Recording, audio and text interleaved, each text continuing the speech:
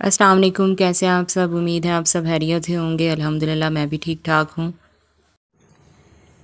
آج ہم مضمون کریں گے کمپیوٹر ایک حیرت انگیز ایجاد۔ انسان نے مختلف ایجادات کے سلسلے میں اپنی علمی اور فکری صلاحیتوں سے خوب کام لیا ہے اور اپنے اشرف المخلوقات ہونے کا ثبوت دیا ہے۔ اب تو اسکول میں تعلیم حاصل کرنے والے بچے کمپیوٹر سے آگاہ ہو جاتے ہیں۔ آپ دیکھتے ہوں گے کہ دفاتر، زراعت، صنعت، کاروبار، ذرائع ابلاغ اور خلاء و فضاء میں کمپیوٹر ایک اہم کردار ادا کر رہا ہے۔ کمپیوٹر کا لفظ کمپیوٹ سے بنا ہے۔ اس کا مفہوم حساب کتاب لگانا ہے، یعنی جو چیز حساب کتاب لگا سکتی ہو اسے کمپیوٹر کہا جا سکتا ہے۔ 17ویں صدی میں 10 دندانے والی گراریوں سے کام لے کر ایک مکینیکل کیلکولیٹر تیار کر لیا گیا۔ اس کے بعد چند صلاحوں پر مبنی سلائیڈ رولز کا طریقہ سامنے آیا۔ یہ طریقے غیر مشینی تھے۔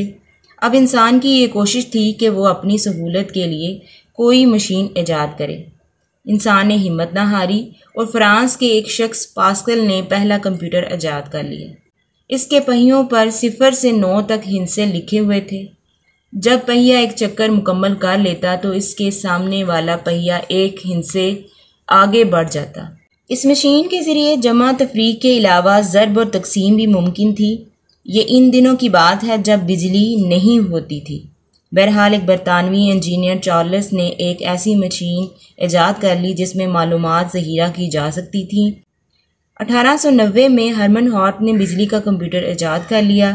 اس میں معلومات کے لیے کارڈز استعمال ہوتے تھے۔ ڈیجیٹل کمپیوٹر 1946 میں مکمل ہوا۔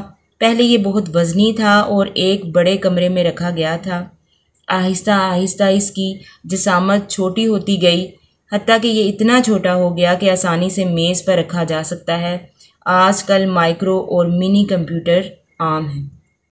کمپیوٹر 3 حصوں پر مشتمل ہے۔ درآمدی یونٹ، ان پٹ یونٹ۔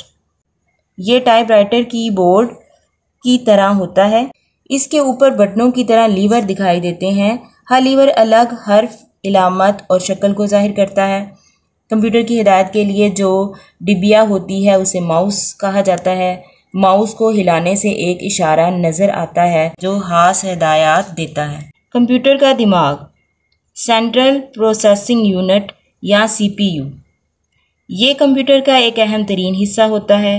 اسے کمپیوٹر کا دماغ کہا جا سکتا ہے۔ یہ ہدایات کے مطابق کام کرتا ہے اور پھر ان کے نتائج ظاہر کرتا ہے۔ آؤٹ پٹ ڈیوائس، اس کی شکل ٹیلی ویژن کی طرح ہوتی ہے۔ اسے مانیٹر کہا جاتا ہے۔ کمپیوٹر جب نتیجہ مرتب کرتا ہے تو وہ اس کی سکرین پر آ جاتا ہے۔ کمپیوٹر انسان سے 10 لاکھ گنا تیزی سے کام کرتا ہے۔ اس سے درست معلومات لی جا سکتی ہیں۔ کمپیوٹر نے تعلیم کے میدان میں انقلاب برپا کر دیا ہے۔ آپ اپنے پیغامات اور تحریریں دوسرے کمپیوٹر تک پہنچا سکتے ہیں۔ کھیلوں کے شوقین بچوں کے لیے کمپیوٹر دل بہلانے کا بہت بڑا ذریعہ ہے۔ کمپیوٹر صاف ستھرے ماحول میں نصب کیا جائے، اس کے لیے درجہ حرارت مناسب ہونا چاہیے۔ کمپیوٹر کو اچھے مقاصد کے لیے استعمال کرنا چاہیے۔ اس طرح آپ کا یہ مضمون مکمل ہوا۔ مجھے امید ہے آپ کو سمجھ آئی ہوگی۔ مجھے دیں اجازت، اللہ حافظ۔